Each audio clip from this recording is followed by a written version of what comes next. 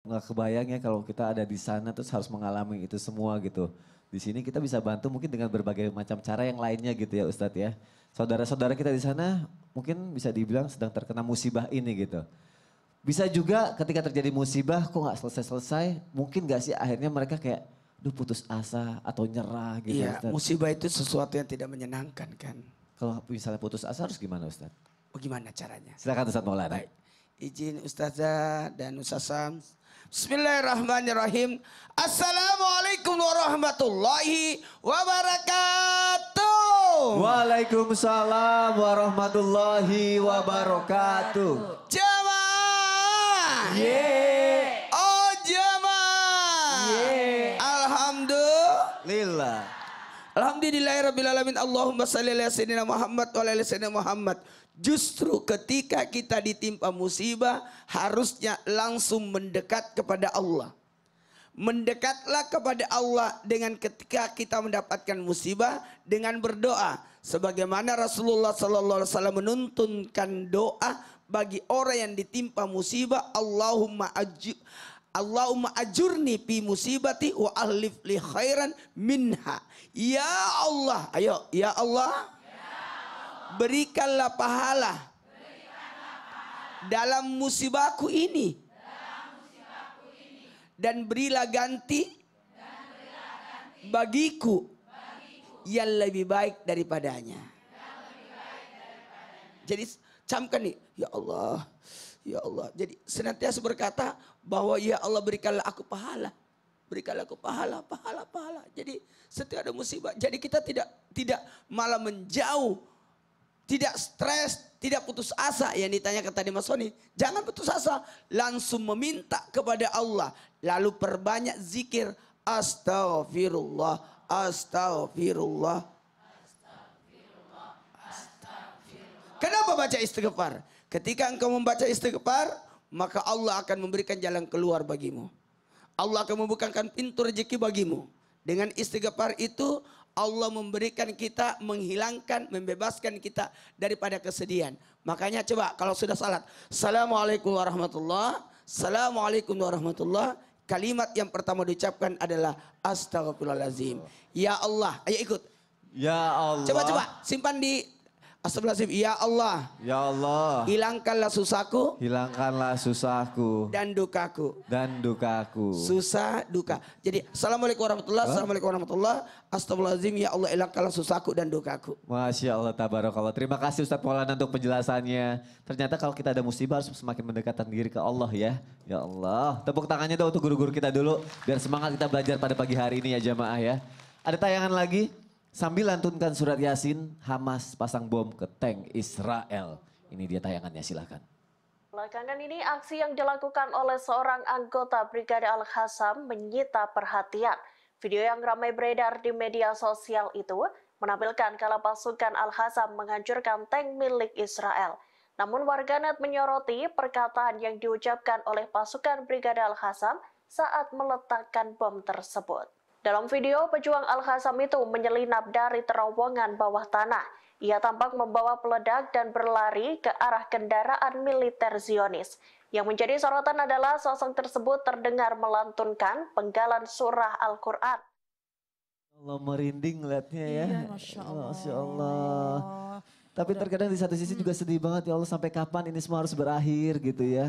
Dan kalau misalnya musibah ini terus terjadi, sampai kapan juga sih sebenarnya kita harus berikhtiar, Ustazah Nada. Iya, itu ikhtiar jangan pernah berhenti. Jangan itu pernah harus berhenti ya. Terus. Kalau gitu aku mohon penjelasan Iya, Ustazah, siap. silakan. Terima kasih Kak Soni, izin Ustaz Syam, Ustaz Maulana.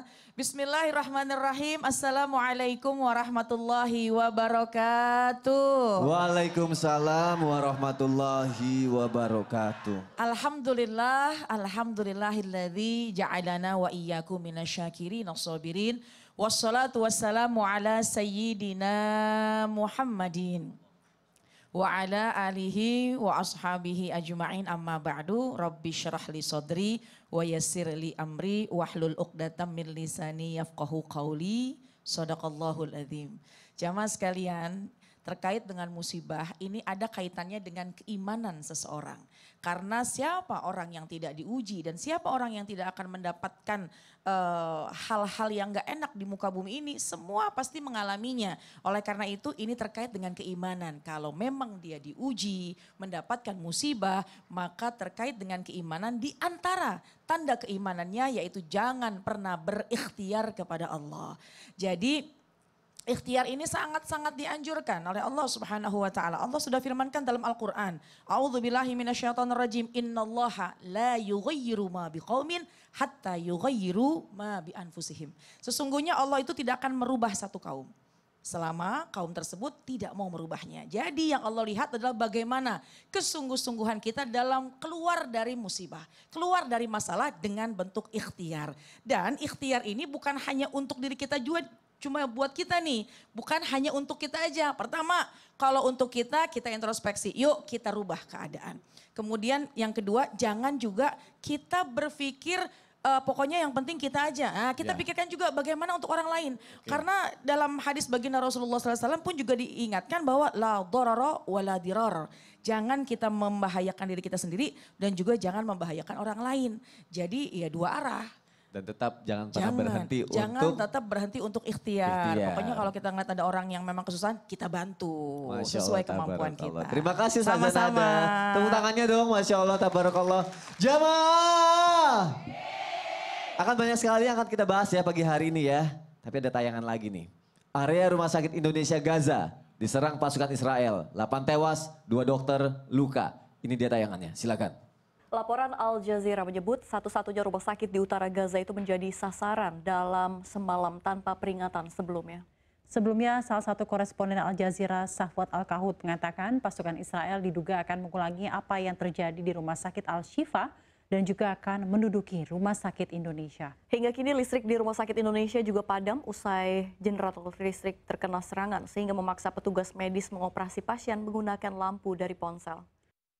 Allah, semoga Allah memberikan kemenangan untuk umat muslim. Amin ya robbal alamin. Amin ya robbal alamin. Amin ya Allah. Kemenangan dan Amin. ketenangan. Kemenangan dan ketenangan ya Allah. Karena takutnya saking gak tenangnya mereka merasa aduh musibah ini karena Allah ini gak sayang apa ya sama kita ya. Orang-orang yang kita sayang semua hilang gitu. Ada hikmahnya gak sih Ustadz Syam? Mohon penjelasannya Ustadz. Bismillahirrahmanirrahim. Tabe guru-guruku, jamaah di studio, jamaah di rumah. Surah Al-Hadid ayat 22. A'udzu billahi minasy syaithanir rajim. Allah.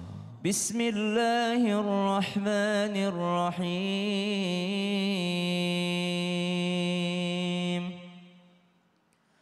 Ma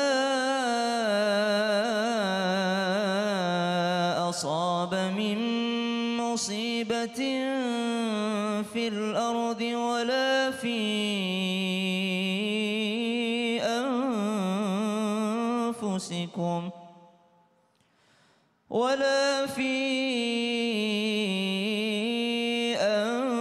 أنفسكم إلا في كتاب من قبل أن نبرأها إن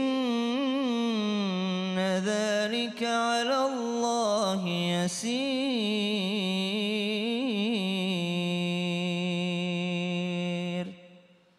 Setiap bencana yang menimpa di muka bumi dan yang menimpa dirimu sendiri semuanya telah tertulis di dalam kitab Lauhil Mahfuz sebelum kami mewujudkannya. Sesungguhnya yang demikian itu amatlah mudah bagi Allah.